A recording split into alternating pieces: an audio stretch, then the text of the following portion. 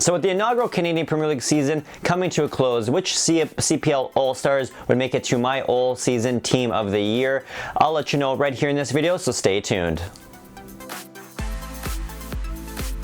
Hey guys, if you're new here, I'm Curtis, and this is my channel, A.F.C. Curtis, your home for all things Canadian Premier League content right here on YouTube, so definitely consider hitting that red subscribe button. So this is it, guys. This is it. The season's pretty much over, and it's time to release my A.F.C. Curtis Team of the Year for the CPL, and it was a pretty good season and a lot of good star showings from a lot of good players, and I'm going to tell you guys right now, there's going to be a lot of good players that just didn't make the cut for the Team of the Year, and I know you guys are going to let me know in the comments, and I love you for it. That's why you're there. So definitely let me know if I snubbed any players wrongfully down in the comment section, or if you agree with my picks. So let's get things started with the goalkeepers. So the goalkeeper for my team of the year has to be Cavalry FC goalkeeper Marco Carducci, because this guy's a stud, just turned 23 in the fall. He's already been called up to the men's national team, the first CPL player to make it to the Canadian men's national team, by the way. I think in my viewpoint, he's easily one of the top 3 Canadian goalkeepers right now.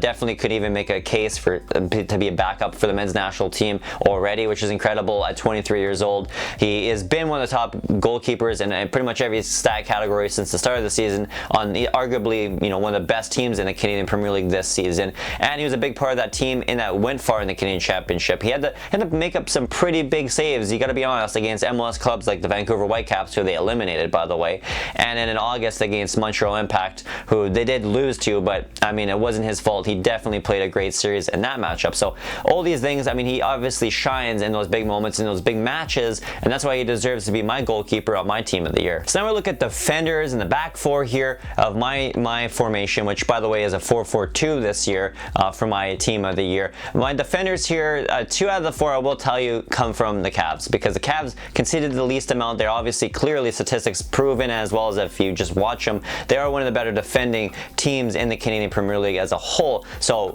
starting things off here at left back, we got Nathan Mavila from Cavs FC there, who had a really good season this year. I didn't peg him as a full-time starter at left back. He kind of grew into that position come July, August really, and it definitely has held that position throughout the entire fall season now. So he definitely deserves to be on there. He's also a really good young player that's only going to grow and develop. I believe he's in his early 20s. So, I mean, definitely check this guy out. He is a flasher on as a left back for the team. He's a fantastic player. And then the other fullback on the other side, the right back, is actually Dom Zader, who can also play center back, but has played right back. And I already have 2 rock-solid center backs already in this lineup. So to fit one of them, I can move him over to right back. So I will do that in this formation here. So he definitely deserves to be on it. He was great as a right back for Cavs this year. He was great as a fullback, or as a center back, sorry, for Cavs this year. So I mean, Dom Zader is easily, to me, one of the top 2 defenders in the Canadian Premier League. The other one is a center back here, which we're going to touch on in a second. But, you know, Dom Zader has been a huge rock for Cavs this year, coming off the bench as a starter. Either or, he's been fantastic. He definitely, you know, he rose to the occasion. He did that against Vancouver, and I thought he did that for the most part, especially in that first leg against Montreal Impact in the Canadian Championship, and against all these other big matches against Forge FC all the time. He plays really well against them. So, I mean, this is a big league player who's, you know, still pretty young too. He's still coming up, still growing in his own, and I don't even think is in his prime of his career yet. So that's pretty exciting. And now we move over to my 2 center backs, one of them being from Forge FC and Daniel Crutzen. And I think this guy deserves it. I think he's probably, honestly, the best defender on Forge FC. I think he also has the biggest terms of potential of almost any other defender in the Canadian Premier League. And honestly, if I had to rank my top 3 defenders in the CPL right now, I think he comes at number 3, and I think Dom Zader comes in at number 2. So, I mean, Crutzen definitely deserves. He's also one of the better offensive defenders, too, in the Canadian Premier League, and Stats have proven that all year on a pretty offensive team like Forge FC. He just gels perfectly in that transition game for them. And my second center back here comes from FC Edmonton, and my pick really is the best defender in the Canadian Premier League is Amir Dedic, who, of course, he got the call up there to the Canadian men's national team in October's international window there. So, I mean, this guy has been a stud in the back there for FC Edmonton, a player I was really looking forward to seeing this year. I did hear a lot about him before this year, so I did have high expectations, and he definitely rose to them, and he was a great solid player and a great piece for FC Edmonton this year. And I definitely see it in the future, him getting more call-ups to the men's national team and him getting more minutes and playing and subbed on and maybe even starting for the men's national team. I think this guy is just coming into his own, and I don't even think he's in starting his prime just yet. I think he's got a whole another level or two he can still hit, which is exciting stuff here. So this is my back four, really good, young, talented back four here on my team of the year. Now we're going to go to midfielders, and in the middle of the park here for my team of the year, I got 4 players here, and I'm going to tell you now, there were some good players that did make it. I mean, the midfield was really tough, as well as the forwards were really tough to pick. But at the end of the day, man, my 4 midfielders starting things off will be for A.F.C's Tristan Borges. I mean, obviously he deserves this. He's a lot of people's consistent pick for MVP this year in the Canadian Premier League.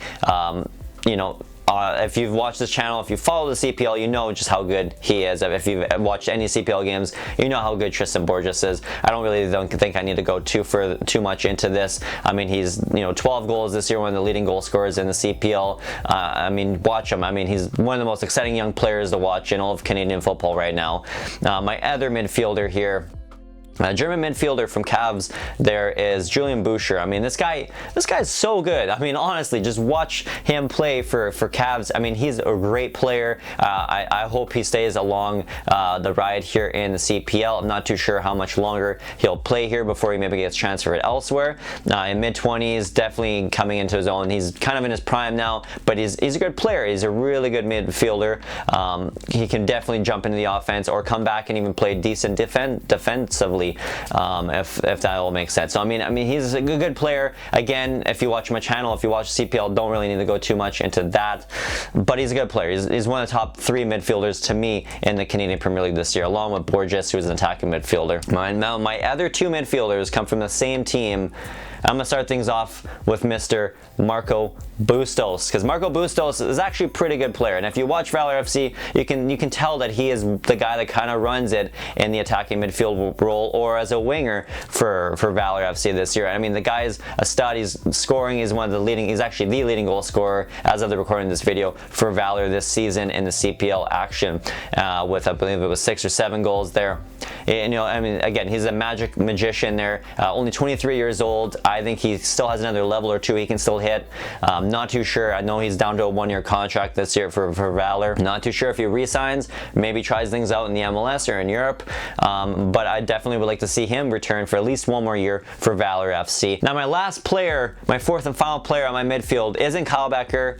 It's actually going to go to Valor FC's Michael Petrasso. I know. Kyle Becker was a good player this year, but Petrasso, in limited games, he played less games than Kyle Becker this year because he did deal with a bit of an injury there at the end of the spring season and the beginning of the fall season.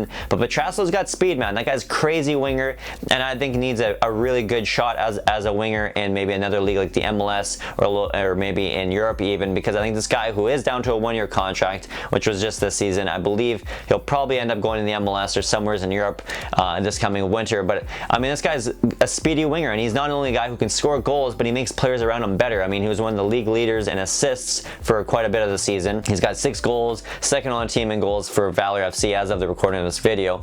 And I mean, this guy, just watch him on the pitch. I mean, he makes players around him better. When he gets the ball, he's just a general with the ball, and he just can dish it out perfectly. He's a deadly, lethal player. And I think if he was on a team like Forge FC or Cavalry FC, a lot of people would be like, oh, he should even be in the contention for MVP. But he just wasn't, because they weren't in the championship. Valor FC wasn't in the championship. I think a lot of people don't talk about Petrasso like that, but I think he definitely deserves to be on my team of the year. And now we're going to end things off with my forwards. I have 2 forwards to finish off my 4-4-2 formation for my team of the year, and I'm going to tell you guys right now, there's going to be a big player that didn't make it to my forwards list, and I know you guys are going to let me know about it in the comment section, but hear me out. Terran Campbell's a great player, but I just felt like he just didn't bring it all the way consistently. And I think, if you watch a number of PFC games this year, and I definitely have, they're one of the teams I actually enjoyed watching this season, to be honest with you. I just felt like he just wasn't consistent enough. He would be great one game, he would score a flurry of goals, 2-3 goals in this match, and the next 2-3 games he would almost kind of just seem like he was just there, and maybe even gone missing sometimes. So he definitely just so close. If I had 3 forwards, he would have been that third forward. But my other two forwards here were flashy. They were good goal scorers, and they just brought it, and they showed it almost consistently, a little bit more than Terran Campbell here. And the first one goes to Cavs forward, Dominic Malonga here. And I mean, this guy's got 11 goals, I believe, as of this recording of this video. So one of the top goal scorers in the Canadian Premier League already. He's one of the top guys in terms of shots on nets, in terms of forwards, in terms of runs. I mean, just watch Cavs FC play, and they play to his strengths, which really helped him in terms of how good he looked this season, which obviously got him a bump onto my team of the year. So, you know, a good, flashy international goal scorer who could score goals, and he proved it this year. Kind of maybe not in the prime anymore, kind of coming out, but still a player who can still play at a high level in the Canadian Premier League. So good on him. My second forward here is a really good forward here, and I think a lot of people, again, aren't talking too much about him when they should be, in terms of possibly being an MVP in the CPL this year, and that is York 9 forward Ryan Telfer. I mean, this guy is speedy, this guy is fantastic to watch, and I mean, when he's on, he is on. Like, I mean, just watch any of his highlights and watch any of York 9's games, and ultimately, he really was the best player for York 9 this season. I know at the start of the season, a lot of people were talking about Nate Ingham. I was even talking about Nate Ingham, but then along the way, I just come June, I just, you know, you watch, you look at the numbers, but you just watch the games, and you could tell that Ryan Telfer was the best player for York 9 FC. I mean, he was willing that team, and then when the Canadian Championship came, he looked fantastic in that Canadian Championship. I mean, he was a big part of that team, and when they played Montreal, he played really good against Montreal. When they play in the 905 derby against Forge FC, he's a prominent player and plays fantastic in that one there. But just anytime you watch him against any of the stars of the Canadian Premier League, he just continues to shine just a little bit brighter than them, and that's why I think that, and along with his consistent brand of play, yeah, he didn't score a whole lot of goals, yeah, he didn't have the crazy amount of assists, but he kept bringing it every game, and you could feel just watching him that he was a game changer for York 9, win, lose, or draw. He was the best player for York 9 this year, and he was one of the best forwards, and that's why he's on my team of the year. Well, guys, that was my team of the year. Let me know your team of the year down in that comment section below. And also, guys, I want to quickly tell you guys, you still have time to vote for the A.F.C. Curtis awards. The awards are going to be filmed in early November and dropped in November. But you guys are the reason why I have the awards show and why I have this channel. So I want to get back to you guys. You guys get to pick the winners of the awards. I'm not picking them. You guys are picking them. You guys got to vote though, and it's all vote based. The link for that, the voting for the awards, is down in the description below. So go check it out. Go click it. It takes like 2-3 minutes to fill it out. There's 8 different categories. It's super fun. It's gonna be a great episode. I'm hyped for it. I'm steam pressing my suit right now, so it's gonna be fun. And of course, if you like videos like this, definitely hit that like button. And if you want to see more content just like this about the Canadian Premier League, definitely consider hitting that red subscribe button and a little bell notification button so you can get notified each and every week I drop a brand new episode just like this one. And of course, guys, you can watch my content over at northernstarting11.com. 100% A.F.C. Curtis approved, so definitely check it out. Support them too. You can donate today. I mean, everybody there is volunteering. They're doing fantastic work, keeping the dream alive, and just pumping out some great content week in and week out. So definitely check it out down in that link below. And until next time, guys, thank you so much for watching.